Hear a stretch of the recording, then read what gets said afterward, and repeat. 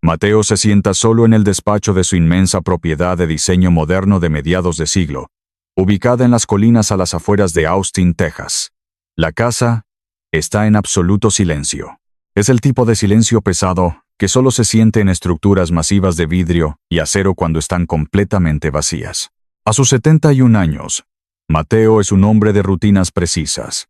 Un arquitecto retirado que ha pasado su vida calculando cargas, tensiones y la integridad de los materiales. La pantalla de su computadora de escritorio emite un brillo frío sobre la madera de nogal. Abre su portal bancario seguro, esperando ejecutar su revisión financiera habitual de fin de mes, una tarea metódica que le da tranquilidad. Pero esta noche, la simetría de su rutina se rompe. Una alerta de fraude parpadea en rojo brillante en la esquina superior derecha de la pantalla. Mateo ajusta sus gafas de lectura. Su ritmo cardíaco se mantiene estable. Entrenado por décadas de resolver crisis en zonas de construcción. Hace clic en la notificación. El sistema indica una consulta de crédito de alta prioridad sobre la escritura de su propiedad de 15 acres. Con un movimiento firme del ratón, abre los documentos digitales adjuntos. El archivo carga lentamente, revelando un formulario denso y lleno de jerga legal. Es una solicitud de préstamo comercial puente por $500,000. El documento utiliza su casa, el refugio que él mismo diseñó y construyó, como garantía colateral. Mateo lee cada línea, buscando el error administrativo, la falla en el sistema. Pero no hay ningún error. En la parte inferior de la última página, brillando con una precisión aterradora, está su firma digital. Está perfectamente falsificada, replicando hasta la ligera inclinación de la letra M que él siempre hace. La comprensión lo golpea no como una sorpresa, sino como el crujido sordo de una viga de soporte cediendo bajo demasiado peso. Nadie externo podría haber superado los protocolos de seguridad biométrica y las contraseñas de doble autenticación que él mismo configuró. Solo 2 personas en el mundo conocían la arquitectura íntima de sus finanzas. Sus hijos, Julián y Valeria, habían eludido su seguridad. Estaban intentando hipotecar su hogar a sus espaldas. La traición financiera que ahora brillaba en la pantalla no había surgido de la nada. Las grietas en los cimientos emocionales de la familia habían comenzado a mostrarse de forma irreparable apenas unas horas antes. 3 horas antes de descubrir el intento de robo, el aire de esa misma casa olía a romero fresco, ajo asado y cera de velas derretida. Mateo había pasado la tarde entera preparando una cena elaborada para su cumpleaños número 71. La gran mesa del comedor, una losa maciza de roble que él mismo había tallado, estaba puesta para 3 personas. Las copas de cristal reflejaban la luz cálida de la lámpara de araña. El gran reloj de pie en el pasillo marcaba el paso del tiempo con un tic-tac constante y rítmico. El reloj marcó la hora acordada. Luego pasaron 30 minutos. Luego 1 hora. Las sillas frente a él permanecían vacías. El asado se enfriaba en el horno.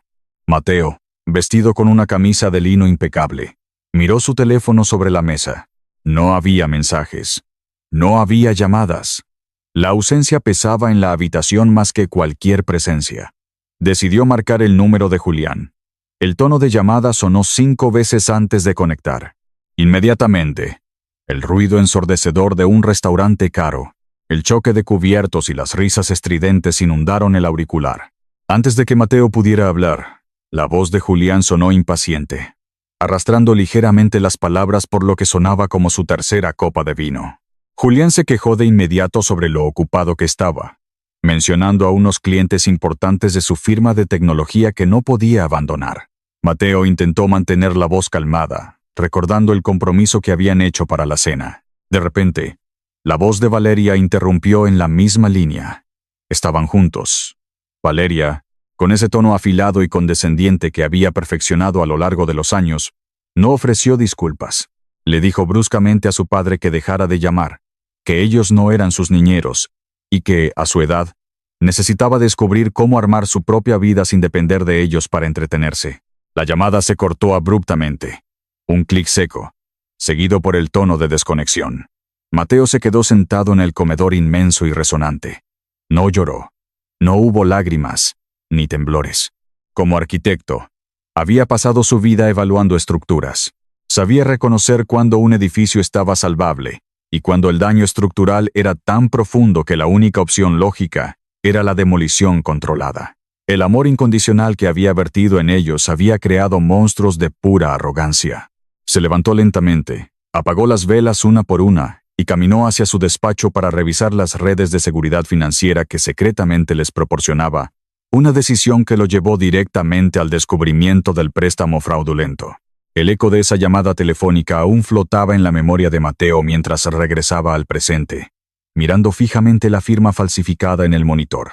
El dolor de la decepción se evaporó, reemplazado por una claridad absoluta y gélida. Habían tenido la audacia de decirle que se mantuviera fuera de sus vidas, que no los molestara, mientras simultáneamente intentaban robarle su hogar para financiar sus estilos de vida insostenibles. Mateo tomó su teléfono celular. Abrió la galería de imágenes. La primera foto era de Julián, sonriendo junto a su auto deportivo. La segunda era de Valeria, posando en el club de campo.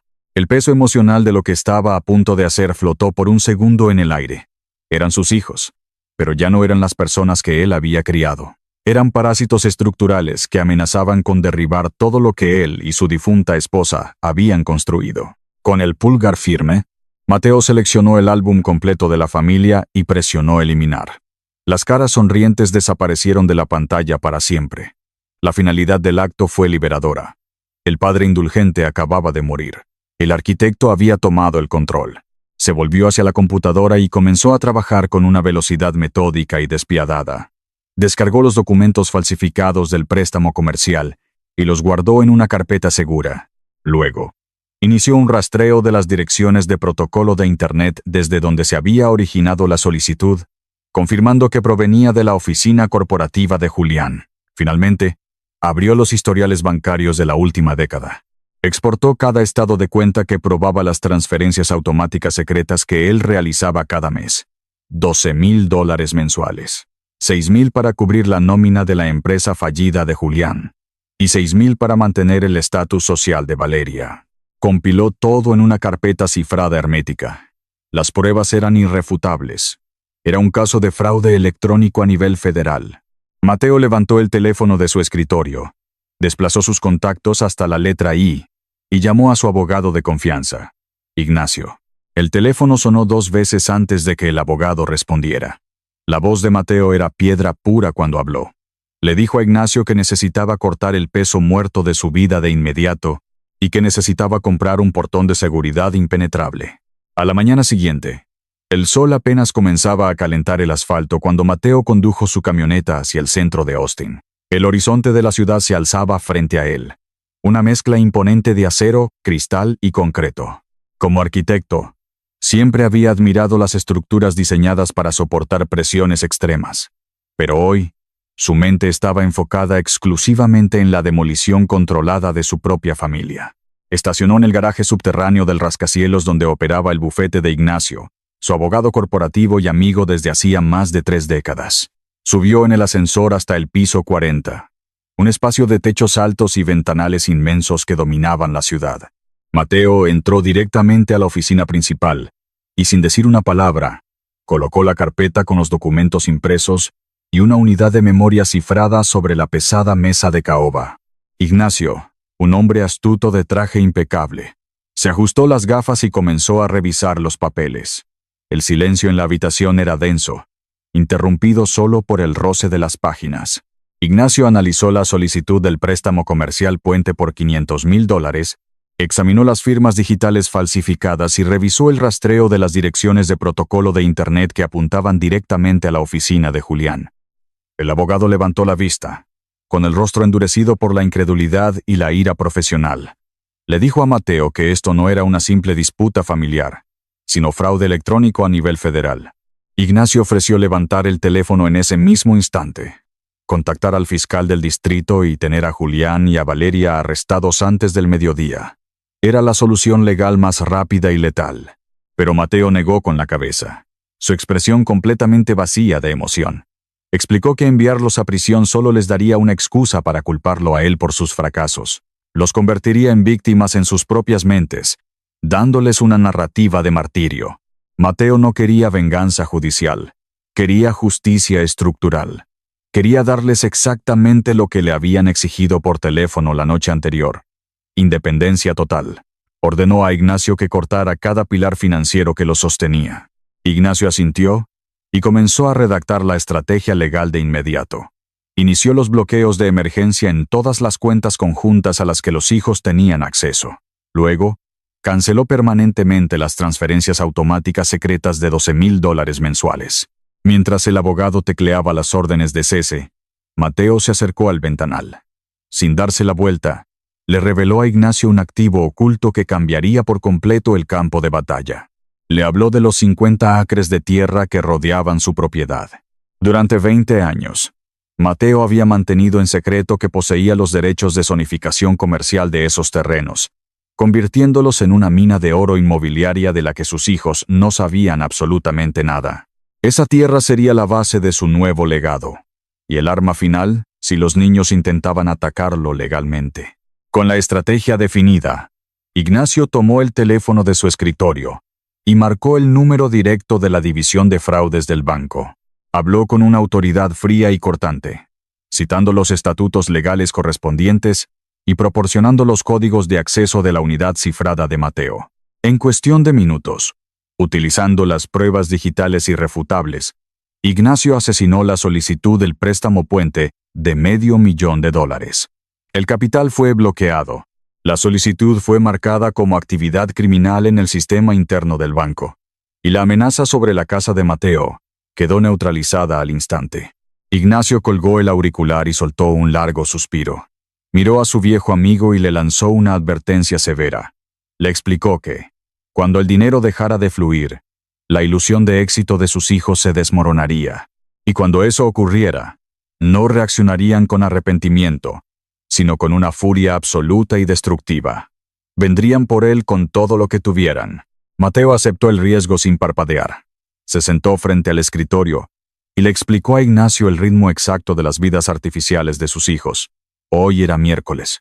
El sistema financiero de Julián y Valeria funcionaba como un reloj suizo basado en el dinero de su padre.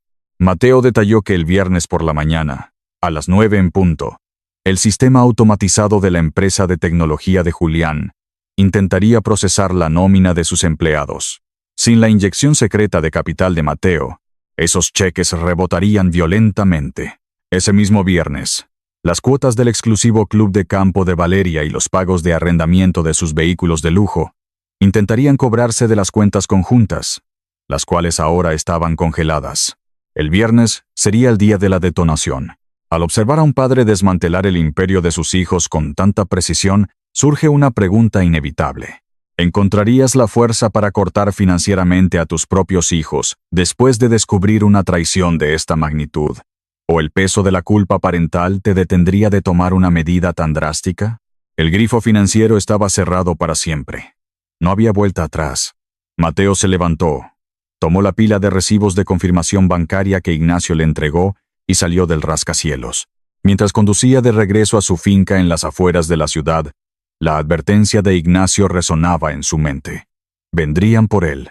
Una pared digital en un banco no sería suficiente para detener la rabieta de dos adultos perdiendo sus privilegios. Necesitaba un obstáculo físico. Necesitaba convertir su hogar abierto en una fortaleza impenetrable antes de que llegara la mañana del viernes. Al cruzar el umbral de su propiedad, el silencio lo recibió de nuevo. Pero esta vez, no era un silencio pesado ni melancólico. Era un vacío limpio y aséptico, similar a la atmósfera de un quirófano preparado para una cirugía mayor. Mateo caminó lentamente por el pasillo principal, deslizando la mano sobre las paredes de piedra natural que él mismo había levantado. Como arquitecto, entendía que cada edificio contaba una historia de distribución de cargas. Si el peso no se transfería correctamente a los cimientos, la estructura entera terminaría colapsando. Había pasado su carrera calculando tensiones y resistencias para rascacielos y complejos comerciales, pero se dio cuenta, con una lucidez dolorosa, de que había ignorado las leyes más básicas de la física en la construcción de su propia familia. Se detuvo en el centro de la amplia cocina, donde la luz de la tarde dibujaba sombras alargadas sobre las encimeras de granito. Su mirada se fijó en el rincón junto al ventanal, y de repente, el recuerdo de su difunta esposa, Elena, Inundó la habitación con la fuerza de una tormenta de verano. La memoria lo transportó a una noche lluviosa, exactamente 10 años atrás. En aquel entonces la casa estaba llena del sonido del agua golpeando los cristales. Mateo estaba sentado en esa misma isla de cocina, con una chequera abierta, firmando un rescate financiero masivo para cubrir las deudas del primer intento fallido de negocio de Julián. Elena estaba de pie frente a él, con los brazos cruzados y una expresión de profunda preocupación en sus ojos oscuros. Ella no había levantado la voz, pero sus palabras poseían la precisión de un bisturí. Le advirtió que colocar almohadas debajo de sus hijos cada vez que tropezaban solo les estaba robando la capacidad de desarrollar resiliencia. Elena le dijo, con una claridad profética, que si continuaba financiando sus fracasos para evitarles el dolor de la caída, eventualmente dejarían de ver su ayuda como un acto de amor y comenzarían a exigirla como un derecho fundamental. El recuerdo se desvaneció, dejando a Mateo solo en la cocina silenciosa. Miró sus propias manos, las mismas que habían firmado ese cheque y tantos otros a lo largo de la década. Habló en voz alta, dirigiendo sus palabras al espacio vacío, admitiendo ante el fantasma de Elena que ella siempre tuvo la razón. Su generosidad inagotable, su necesidad de ser el proveedor eterno, no había sido un acto de protección, sino de habilitación. Había cultivado una arrogancia sin precedentes en Julián y Valeria. Para corregir el error, necesitaba construir el muro contra el cual ellos finalmente tendrían que estrellarse. Sin dudarlo un segundo más, sacó su teléfono celular y marcó el número de una firma privada de seguridad táctica de la que había oído hablar en sus círculos de desarrollo inmobiliario. La mañana del jueves amaneció envuelta en una densa niebla que pronto fue disipada por el rugido de motores diésel. A las 7 en punto, 3 camiones utilitarios de carga pesada y una docena de contratistas tácticos vestidos con uniformes oscuros llegaron a la entrada de la finca. No eran simples instaladores de puertas de garaje, eran especialistas en fortificación perimetral rápida. Al mando del equipo estaba Navarro, un jefe de seguridad de rostro impenetrable y postura militar que llevaba un portapapeles de aluminio negro. Navarro caminó junto a Mateo por el largo camino de grava, evaluando el terreno con ojos de depredador. Identificó rápidamente los cuellos de botella naturales de la propiedad, señalando exactamente dónde la topografía dictaba que debía erigirse la barrera. En cuestión de minutos, la tranquilidad del campo se rompió por completo. Las excavadoras clavaron sus dientes de acero en la tierra húmeda, desgarrando el suelo para crear zanjas profundas. Camiones mezcladores vertieron toneladas de concreto industrial de curado rápido, estableciendo pilares masivos que se anclaron profundamente en la roca madre. Mateo observó el proceso con la apreciación de un maestro constructor. Las chispas volaban en arcos brillantes mientras los soldadores unían gruesas barras de hierro negro, forjando una estructura que parecía pertenecer a una instalación militar en lugar de a una residencia privada. El diseño era brutalista, carente de cualquier adorno estético, enfocado puramente en la resistencia al impacto. En lo alto de los pilares de concreto, los técnicos instalaron cámaras de seguridad de alta definición con visión nocturna y sensores de movimiento de grado militar. A la altura de la ventana de un vehículo, atornillaron un pedestal de acero inoxidable que albergaba un escáner biométrico de huellas dactilares y un intercomunicador blindado. El trabajo no se detuvo en el portón. Aprovechando la densa línea de árboles que flanqueaba la entrada, el equipo de Navarro construyó una caseta de vigilancia camuflada y climatizada, perfectamente integrada en el entorno natural para pasar desapercibida desde la carretera pública. Para el final de la tarde, la transformación estaba completa. La propiedad abierta y vulnerable se había convertido en un castillo cerrado. Navarro llamó a Mateo para realizar la prueba final del sistema. Mateo colocó su pulgar sobre el panel de cristal del escáner biométrico. El sistema emitió un pitido de confirmación, y con un zumbido hidráulico profundo y resonante, las enormes puertas de hierro se cerraron. El sonido del metal encajando en su lugar fue definitivo. Un golpe sordo que selló el mundo exterior. Navarro le entregó a Mateo una tableta de control maestro, explicándole que ahora tenía dominio absoluto sobre cada cámara y mecanismo de bloqueo desde cualquier lugar de la casa. Mateo asintió, agradeció al jefe de seguridad y observó cómo los camiones se retiraban.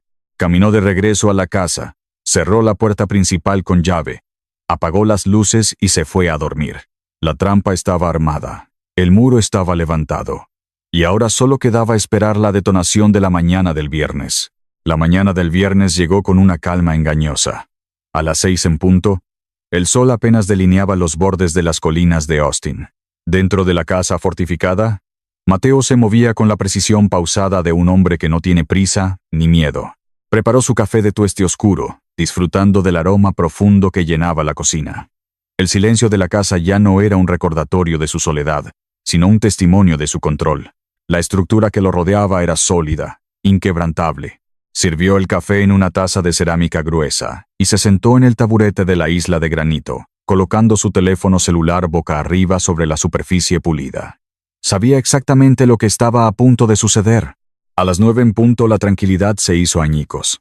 El teléfono de Mateo comenzó a vibrar violentamente contra la piedra, emitiendo un zumbido sordo y continuo que parecía no tener fin. La pantalla se iluminó, mostrando una cascada incesante de notificaciones. La trampa financiera había saltado. Los primeros mensajes eran de Julián. Al principio, el tono era de confusión técnica, preguntando si había algún problema con el servidor del banco o si Mateo había olvidado autorizar la transferencia mensual. Pero a medida que pasaban los minutos, la confusión se transformó en un pánico sin aliento. El sistema automatizado de su empresa había intentado procesar la nómina quincenal, y el banco había rechazado la operación por fondos insuficientes. Los textos de Julián se volvieron erráticos, llenos de errores tipográficos, rogando a su padre que respondiera de inmediato porque sus empleados clave estaban amenazando con abandonar la oficina si no veían el dinero reflejado en sus cuentas antes del mediodía. Casi simultáneamente, el nombre de Valeria apareció en la pantalla, superponiéndose a la histeria de su hermano. Sus mensajes no pedían explicaciones técnicas, exigían soluciones inmediatas. La compañía de arrendamiento había marcado sus 2 vehículos de lujo europeos para embargo inminente debido a pagos atrasados que la cuenta conjunta congelada no pudo cubrir. Peor aún, su tarjeta de crédito principal había sido rechazada al intentar procesar el cargo automático de mantenimiento mensual. Mateo leyó cada palabra iluminada en la pantalla. No sintió lástima. No sintió el impulso protector que lo había gobernado durante décadas. Silenció el dispositivo, apagando el zumbido frenético. Tomó su taza de café, recogió la tableta de control maestro de seguridad y caminó hacia el amplio porche de cedro. Se sentó en su silla mecedora, abrió la transmisión en vivo de las cámaras de alta definición del portón y esperó, sabiendo con absoluta certeza que la desesperación los obligaría a ir hacia él. A 40 kilómetros de distancia, en el centro de la ciudad, el mundo de Julián se estaba desintegrando dentro de su oficina con paredes de cristal. El aire acondicionado estaba al máximo, pero él sudaba profusamente, empapando el cuello de su costoso traje a medida. Su fachada de visionario tecnológico, cuidadosamente construida con el dinero de su padre, se estaba derrumbando frente a sus propios empleados. El gerente del banco acababa de confirmarle por teléfono, con un tono gélido y profesional, que todas las cuentas conjuntas estaban bajo un bloqueo legal estricto y que no se autorizaría ningún desembolso. Mientras Julián intentaba procesar la realidad de la bancarrota inminente, su teléfono celular sonó. Era Camila, su esposa. No llamó para ofrecer apoyo. Gritaba tan fuerte que Julián tuvo que alejar el auricular de su oreja. Camila estaba furiosa porque su membresía exclusiva en el spa de bienestar acababa de ser declinada frente a sus amigas. Exigía saber por qué sus tarjetas no funcionaban, acusando a Julián de incompetencia. Julián, acorralado y aterrorizado, se negó a aceptar que había sido cortado financieramente. Se convenció a sí mismo y le gritó a Camila que todo era un error monumental, un fallo tecnológico que su anciano padre no sabía cómo solucionar. Mientras tanto, en el opulento vestíbulo de mármol del club de campo más exclusivo de la ciudad, Valeria estaba experimentando su propia ejecución social. Vestida con ropa deportiva de diseñador, se acercó al mostrador de recepción después de su clase de tenis, esperando firmar el recibo de una mimosa y un desayuno ligero como lo hacía todos los días. Deslizó su tarjeta de metal pesado con la arrogancia habitual. El gerente del club, un hombre entrenado en el arte de la discreción, miró la pantalla de su terminal. Su expresión se tensó. En lugar de devolverle la tarjeta con una sonrisa, se inclinó hacia adelante, y con una voz lo suficientemente alta para que las dos mujeres adineradas que esperaban detrás de Valeria pudieran escuchar cada palabra. Le informó que la tarjeta había sido declinada. Le pidió, con una cortesía que destilaba asco educado, que proporcionara un método de pago alternativo para saldar su cuenta pendiente. Valeria se quedó helada, su rostro ardiendo de humillación pública, mientras los susurros comenzaban a formarse a su espalda. Salió del club casi corriendo, marcando frenéticamente el número de su esposo. Rodrigo contestó desde su oficina de consultoría, un negocio que también dependía indirectamente de la red de seguridad de Mateo. Al escuchar la histeria de Valeria, Rodrigo no buscó la lógica. Su reacción inmediata fue culpar a Mateo, estallando en furia y llamándolo un viejo senil que seguramente había caído en una estafa de suplantación de identidad en Internet, bloqueando las cuentas por pura ignorancia. La ilusión de independencia se había roto para ambos hermanos. Impulsados por una mezcla tóxica de pánico, humillación y un sentido de derecho inquebrantable, Julián y Valeria saltaron a sus respectivos vehículos de lujo. Aceleraron por las calles de la ciudad, dirigiéndose hacia la carretera que llevaba a la finca en las colinas. Ambos compartían el mismo objetivo desesperado: irrumpir en la casa de su padre, intimidarlo con su presencia física y obligarlo a desbloquear las cuentas antes de que sus vidas colapsaran por completo. El sedán plateado de Julián y el vehículo utilitario blanco de Valeria corrían por la sinuosa carretera rural que ascendía hacia las colinas, rompiendo el límite de velocidad con una imprudencia temeraria. Rodrigo, el esposo de Valeria, iba en el asiento del pasajero del vehículo blanco, con el rostro enrojecido por la indignación, alimentando la furia de su esposa con cada kilómetro recorrido. Los dos automóviles de lujo tomaban las curvas cerradas invadiendo el carril contrario, tocándose el claxon mutuamente en una competencia absurda impulsada por su arrogancia compartida. En sus mentes, la misión era simple. Llegarían a la casa, entrarían por la puerta principal como siempre lo hacían, le gritarían a su padre por su supuesta incompetencia tecnológica y lo obligarían a llamar al banco para restaurar su estilo de vida.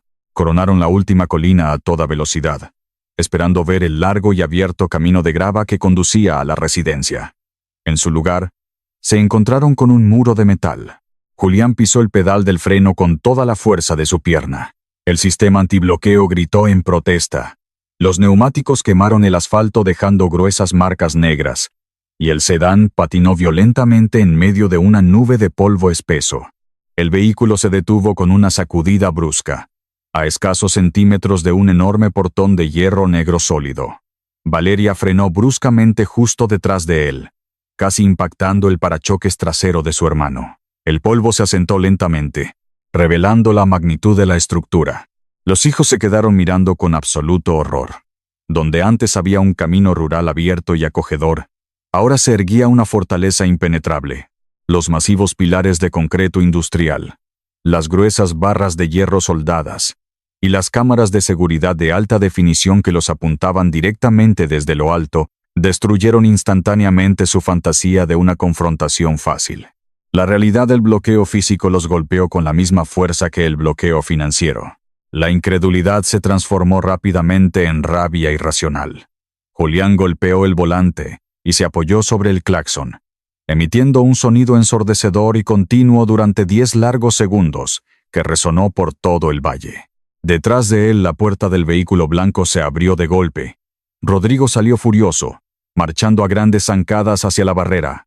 Agarró las gruesas barras de hierro con ambas manos y comenzó a sacudirlas violentamente, gritando insultos hacia la cámara y exigiendo que alguien respondiera por el intercomunicador. Mientras Rodrigo gritaba, la puerta camuflada en la línea de árboles se abrió en silencio. Navarro, el jefe de seguridad táctica, salió de la caseta de vigilancia. Caminó hacia el portón con pasos medidos y lentos, sosteniendo su portapapeles de aluminio negro, con una expresión de absoluta e inquebrantable indiferencia ante el caos que se desarrollaba frente a él. Rodrigo señaló a Navarro con un dedo tembloroso a través de los barrotes, exigiendo a gritos que abriera el portón de inmediato. Con el rostro rojo y las venas del cuello marcadas, amenazó al jefe de seguridad con llamar a la policía y hacer que lo arrestaran por encarcelamiento ilegal y obstrucción. Navarro no parpadeó, no cambió su postura ni elevó el tono de voz. Con una frialdad clínica, Les informó que estaban invadiendo el perímetro de una propiedad privada y que debían dar la vuelta a sus vehículos inmediatamente y retirarse a la carretera pública. Julián salió de su auto, sudando y al borde de un ataque de pánico. Empujó a su cuñado a un lado y se aferró a las rejas, cambiando la agresión por la súplica. Le rogó a Navarro, afirmando que todo era un gigantesco error bancario, que su padre estaba confundido y que solo necesitaba hablar con él durante 5 minutos para arreglarlo todo. Valeria, incapaz de procesar la negación, perdió por completo el control. Corrió hacia el portón y comenzó a golpear el metal con los puños cerrados, lanzando una rabieta física, arañando el hierro y gritando el nombre de su padre con una mezcla de exigencia y desesperación infantil. Navarro no se inmutó. Levantó una mano y, con un simple gesto de 2 dedos, dio una señal. La puerta de la caseta volvió a abrirse y 2 guardias tácticos más, hombres de complexión masiva vestidos con chalecos oscuros, salieron y se colocaron en silencio detrás de Navarro, formando un muro humano infranqueable. La demostración de fuerza fue aplastante.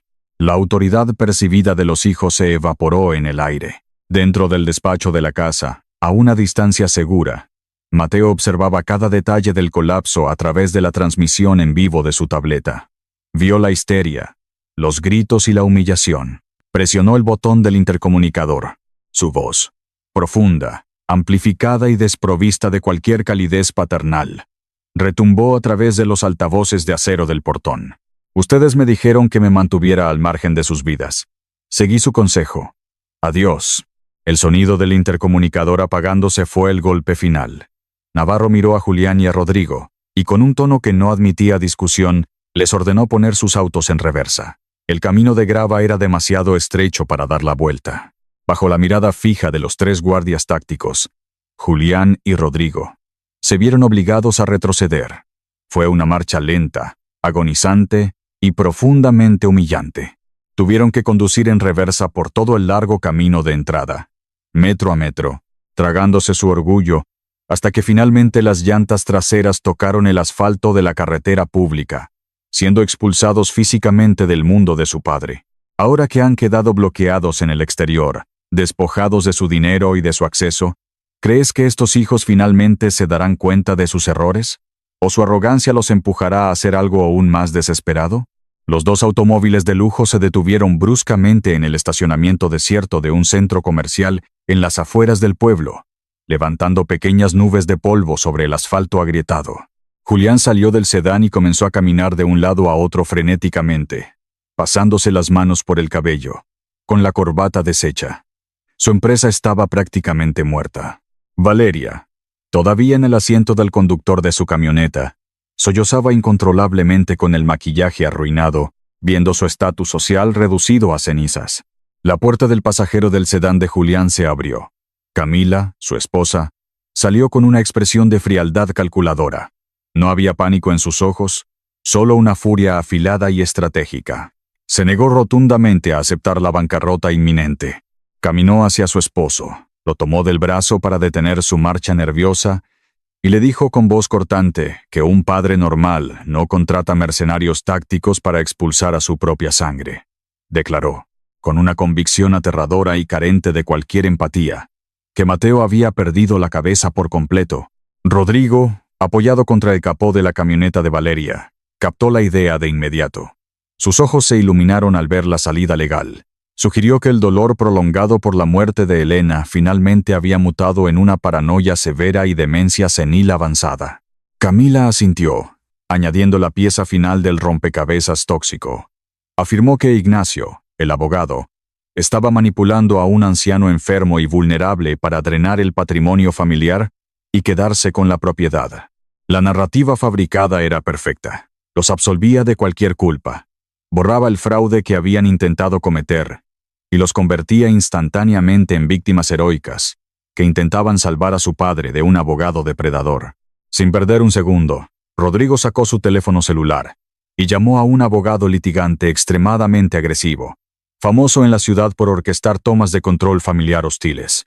Acordaron presentar esa misma tarde una petición de emergencia para obtener la tutela legal completa, confiscar la propiedad de Mateo y despedir a Ignacio de forma fulminante. A última hora de la tarde, la luz dorada del sol bañaba el estudio de Mateo. Él estaba sentado frente a su mesa de dibujo antigua, trazando líneas precisas sobre un papel vegetal. El ambiente era de una serenidad absoluta. El teléfono sobre el escritorio sonó. Era Ignacio. El abogado le informó, con un tono que mezclaba asombro profesional y anticipación, que los hijos habían mordido el anzuelo con más fuerza de la esperada. Acababan de presentar una petición de tutela de emergencia en el tribunal testamentario. En el documento, alegaban bajo juramento que Mateo sufría de demencia severa y paranoia, y acusaban formalmente a Ignacio de abuso financiero de ancianos. Debido a la supuesta gravedad de las acusaciones y al riesgo sobre los bienes, un juez había programado una audiencia acelerada para el lunes por la mañana. Mateo no mostró ni una pizca de pánico. Su pulso se mantuvo tan estable como las líneas arquitectónicas que estaba dibujando. No levantó la voz. Simplemente le ordenó a Ignacio que preparara los resultados certificados de sus exámenes cognitivos recientes, realizados por el jefe de neurología del Hospital Central de la ciudad. Esos documentos médicos demostraban irrefutablemente que la agudeza mental y la capacidad de procesamiento de Mateo estaban en el percentil 99 para su edad. Luego, con una voz desprovista de cualquier duda, Mateo dio la orden final y devastadora. Le indicó a Ignacio que redactara inmediatamente las escrituras de transferencia comercial. Iba a mover la finca de 15 acres y los 50 acres de terreno comercial adyacente directamente a un nuevo fideicomiso arquitectónico que él mismo controlaría. Iba a liquidar toda su propiedad personal sobre esos bienes antes de que el juez golpeara el mazo. Ignacio comprendió de inmediato la magnitud de la jugada. Era una maniobra maestra de demolición legal.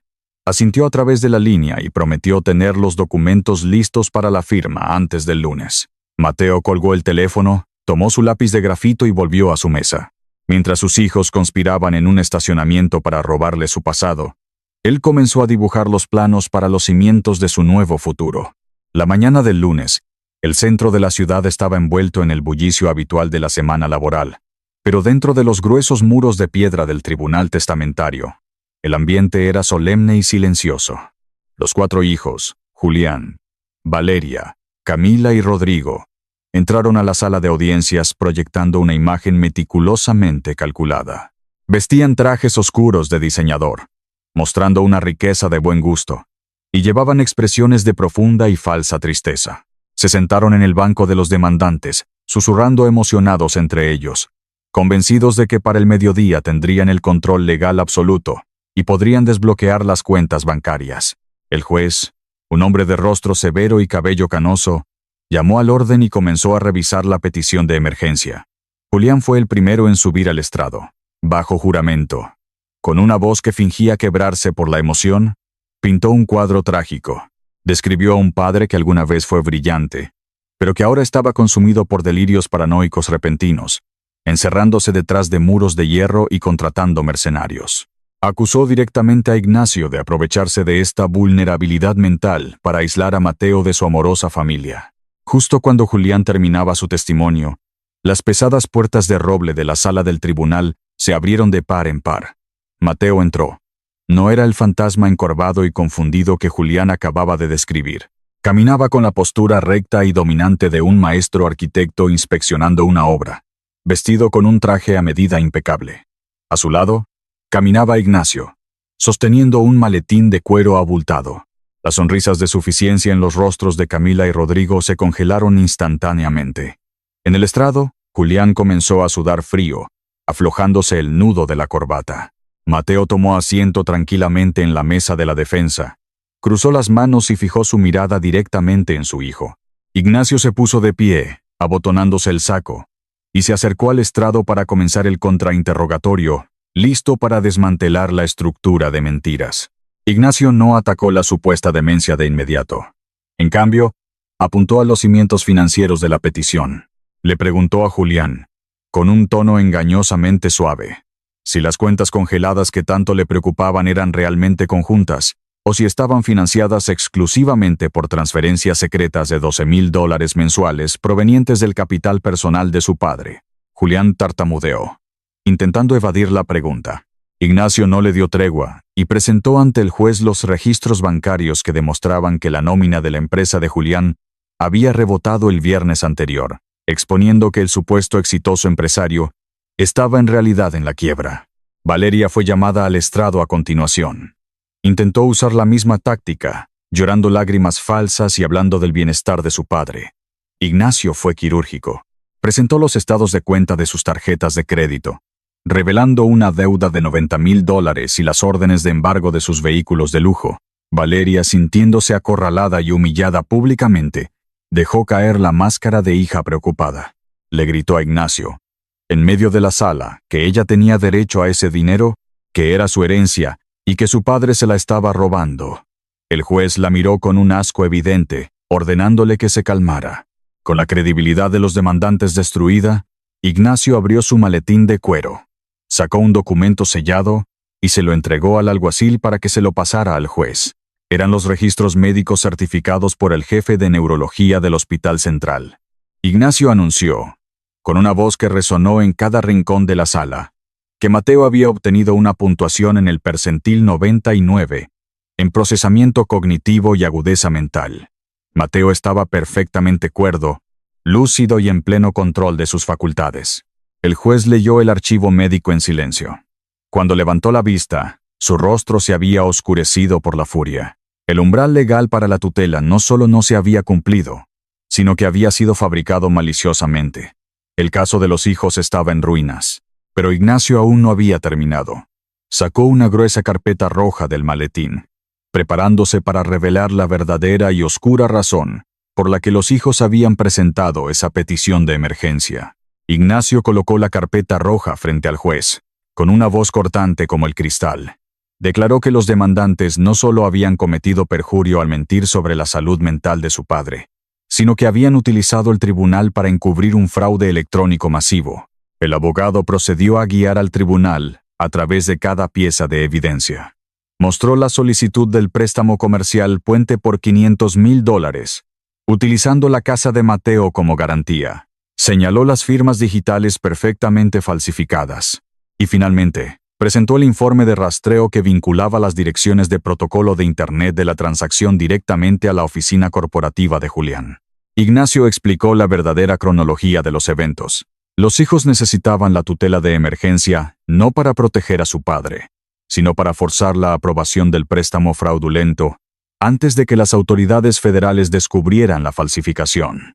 Al escuchar esto, el abogado litigante que representaba a los hijos palideció. Se dio cuenta de que lo habían utilizado para facilitar un delito federal. Preso del pánico, el abogado se puso de pie abruptamente, anunció que se retiraba como asesor legal de los demandantes de manera inmediata, recogió sus papeles y salió corriendo de la sala del tribunal, abandonándolos a su suerte. El juez golpeó el mazo con una fuerza que hizo eco en las paredes de piedra. Desestimó la petición con extremo perjuicio. Se inclinó sobre el estrado, mirando a Julián y a Valeria con una severidad aterradora, y les advirtió que eran increíblemente afortunados de que Ignacio no hubiera enviado ya esa carpeta roja al fiscal federal. Los cuatro quedaron sentados en silencio, paralizados por el terror. Estaban en bancarrota, abandonados por su abogado y al borde de la prisión. Mateo se levantó lentamente de su silla.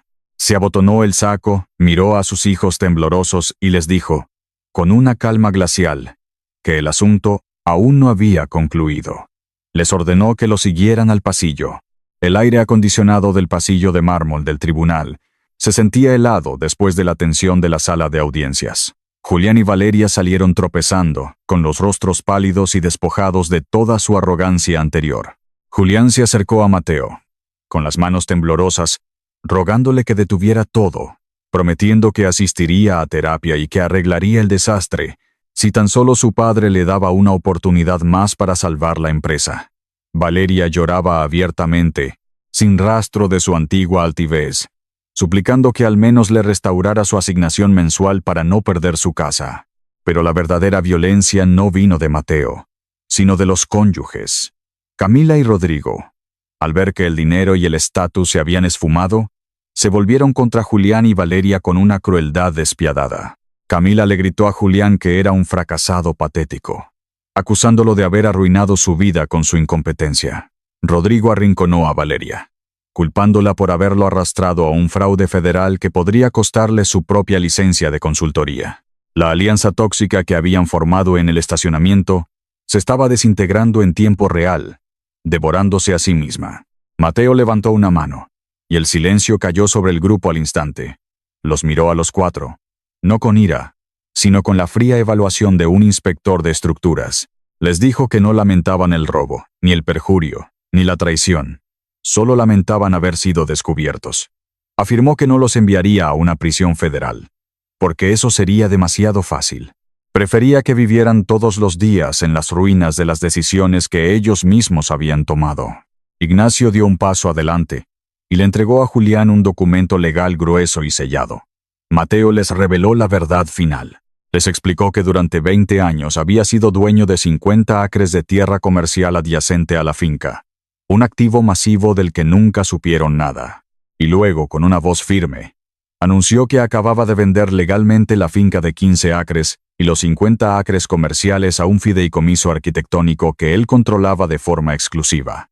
Mateo explicó que el fideicomiso ya estaba financiando la demolición de la mansión.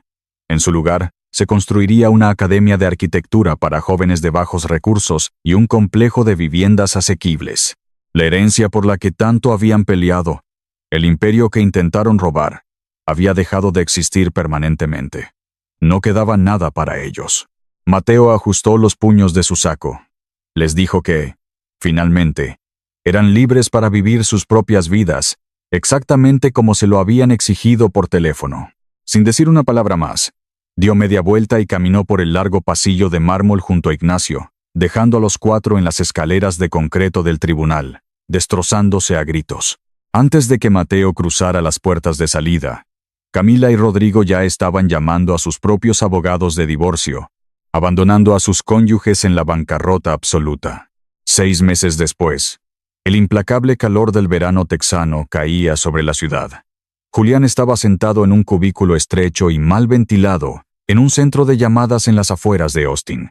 Llevaba una camisa barata y sudada, marcando números de teléfono sin parar, aterrorizado de no cumplir con la cuota diaria que su estricto gerente le exigía. A varios kilómetros de allí, Valeria viajaba en un autobús urbano con los asientos desgastados.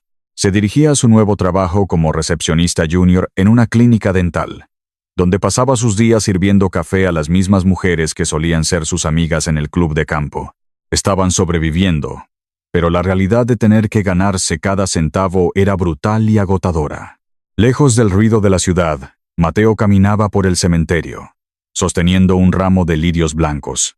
Se detuvo frente a la lápida de mármol de Elena, colocó las flores con cuidado y tocó la piedra fría. Habló en voz baja, diciéndole a su esposa que ella siempre tuvo la razón. Le contó que finalmente había tenido el valor de demoler los cimientos podridos de la arrogancia que él mismo había ayudado a construir. Más tarde esa tarde, Mateo se paró en el porche de cedro de su nuevo hogar.